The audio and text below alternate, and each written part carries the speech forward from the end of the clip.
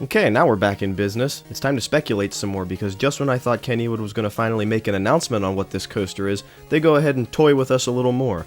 So, let's begin here with some news going right off of last time with the scratch-off game. The scratch-off game has since ended. They really sped it up towards the end because they said they were going to release numbers every Thursday, but then they started doing 2-3 numbers a week.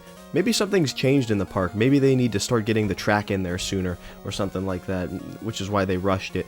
But that led all of us to believe that they were going to announce what this coaster is, and nope, not quite.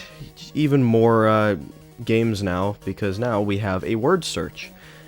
I was going to go over what the scratch-off numbers are individually, but that actually plays directly into what they're calling Phase 2, which is the word search. It uses those numbers. So let's get into that first. This word search is interesting because what we're supposed to do is go through and find words that correlate directly to the numbers from the scratch-off game. Of course, we're not told what those are, and that all ties into their contest that they're doing, where if you guess the numbers and the words perfectly, first 12 people to do that will be the first people to ride the new ride. You can bet I'm trying to do that, and of course I'm sure there's so many other people out there that are trying. I'm not sure if anybody's heard anything yet, though, so let's take a closer look at this word search here, because aside from the obvious words like records, passengers, height, speed, maybe even lift angle, we have some interesting ones such as tallest inversion, $1 million, and then some words in there that I think were thrown in there just to screw with us, such as not inverted, but suspended. The word suspended is in there. Wood, which I'm pretty sure nobody was expecting this to be a wood coaster. I think they're just messing with us. And I think the one that puts the most salt in the wound is T-Rex. They put T-Rex in there, and we know for a fact it's not going to be a T-Rex because Nick Paradise already confirmed that it wouldn't be a T-Rex, a hybrid, or a Raptor at CoasterCon, which I talked about in my last video. So that's already ruled out, but they're just messing with us even more. One phrase that is in the word search that I didn't think would be in there at all is the phrase $1 million. The cost of a new ride is typically not something a park makes public. That is usually revealed under wraps and then just quietly uploaded onto RCDB or something like that. But $1 million is in the word search, and that's got to be something, because there's not a chance that they're throwing that in there to mess with us. It has to be one of the numbers. Which further leads me to believe that this is something the park is going to be very proud of. They want to show that off. Now, before I get into my final predictions of what each number means in regards to the word search, there's something we have to address here. It is a leaked layout that came out the night before the word search was revealed. This was revealed by a YouTube channel called Amusement Insiders. I think they're based up in Canada, and I have no idea how they got this, but I want everybody to take this with a grain of salt, because this could just be a mock-up. But the design of this is really strange. The tracks don't seem to line up. There seem to be a lot of transfer tracks. It clearly goes over the lagoon. You can see where those footers are that everybody's been talking about. And it just kind of stops and goes back. And I can't make out a dedicated track design out of any of this. And it doesn't even look like Aero 360 is on the map at all. Now, someone did take the time to take this design and overlay it onto a map. Over on the Kennywood Connection forums, there's a very dedicated, hardworking group of people that are trying to dig up information on this coaster, and one of the administrators, it goes by the name Penn Stater, he created a map on Google Maps based off all the footer markings that can currently be seen, and someone went ahead and overlaid the leaked layout over top of Penn Stater's map of the footers, and it seems to line up okay, but there's a couple problems. For one thing, it seems to go right through one of the pavilions there. I think that was known as the Old Wit Pavilion. And I've heard a couple people say that that building would be moved recently. Some people were going so far as to say it would be moved back on top of the whip where it used to be. That doesn't seem to be the case. Most people have come forward and said, no, that building will not be moved. Which leads me to believe that this layout is false.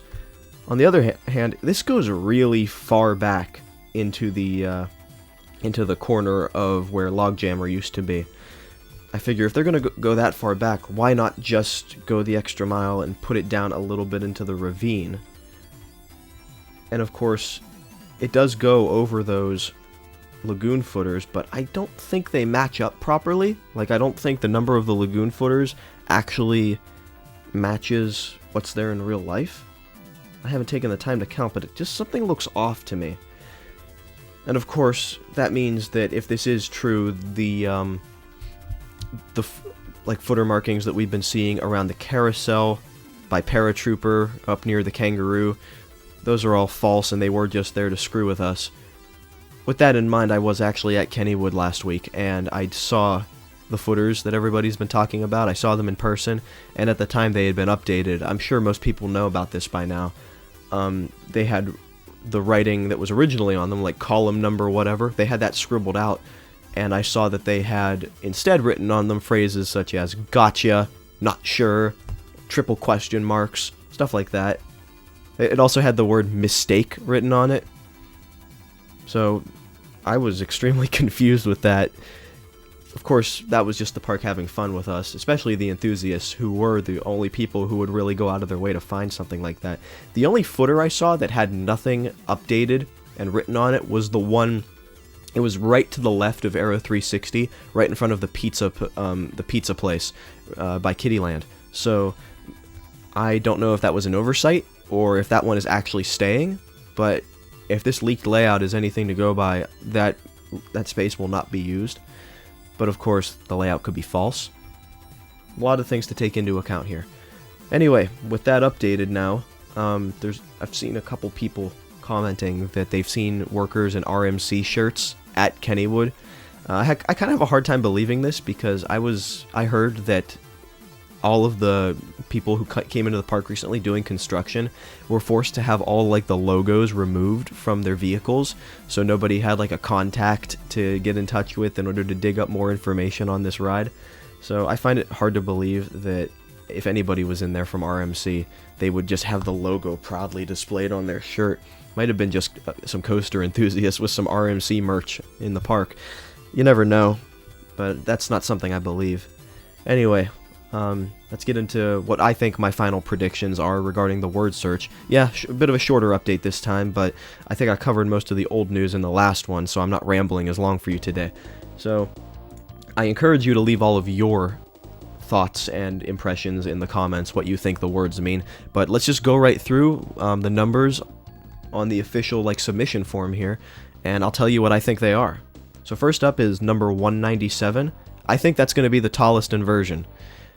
Originally, people were saying that was the drop height, but I don't think that's the case. I think 197 is the tallest inversion that we're looking at. Next number is 3. I think we're looking at 3 records being broken. 24. 24 is pretty self-explanatory if you ask me. That's 24 passengers per train. That seems about right. 220. I think that is the height that we're looking at. Height of Phantom's Revenge is 160 feet, and the second drop is 228. So can you imagine a first drop that's pretty much the same height as the second drop of Phantom's Revenge? That would be amazing. And that further gives credit that the 197 could be the tallest inversion, because it's not as high as the first drop. 75, I think that's our speed in miles per hour. 75 miles per hour would be amazing for a new coaster. 50, I think that's the lift angle that we're looking at. That's our angle of ascent. Yeah, and now here's where I think people are gonna deviate a little bit. If not for the 197 already, I think I'm gonna have plenty of people disagreeing with me there. I think the 120, I think that's our seconds. The word seconds is in the word search, and I think that's our ride time. We're looking at a ride time of about 2 minutes. Pretty decent length ride, all things considered, especially given the amount of space that Kennywood has to work with. Next number is 9.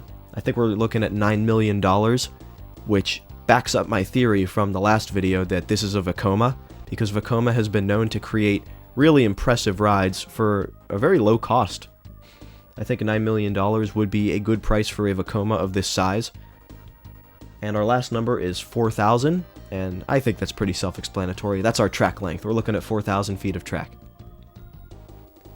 So, that's what we got so far.